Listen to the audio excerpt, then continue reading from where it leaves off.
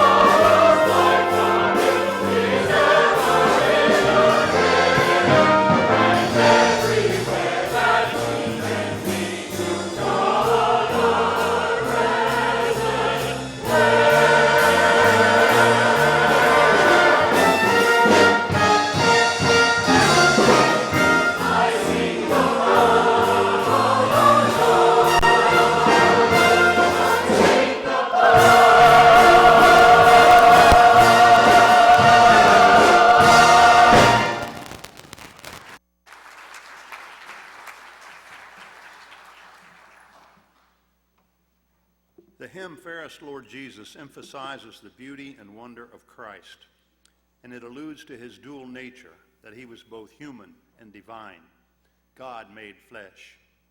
It brings to mind a wonderful observation a preacher made in a 4th century sermon. I do not think of Christ as God alone or man alone, but both together. For I know he was hungry, and I know that with 5 loaves he fed 5,000. I know he was thirsty, and I know that he turned the water into wine. I know that he died, and I know that he raised the dead. I know that he was set before Pilate, and I know that he sits with the Father on his throne. I know that he was worshipped by angels, and I know that he was stoned by the Jews. And truly some of these I ascribe to the human, and others to the divine nature.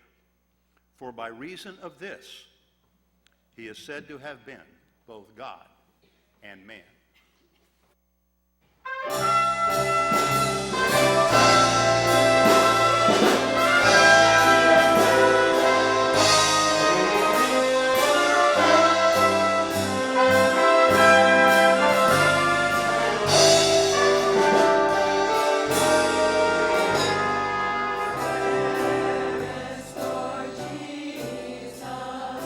Ruler of all nature,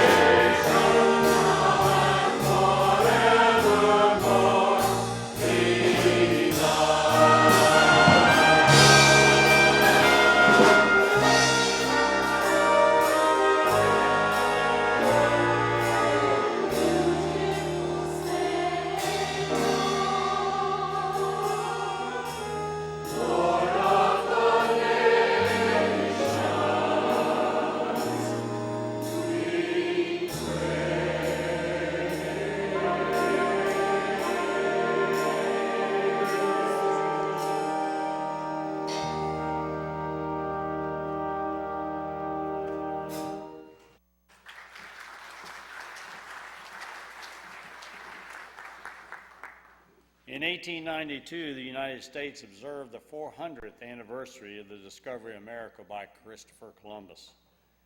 At the close of school, many teachers decided to visit Pikes Peak, elevation 14,000 feet.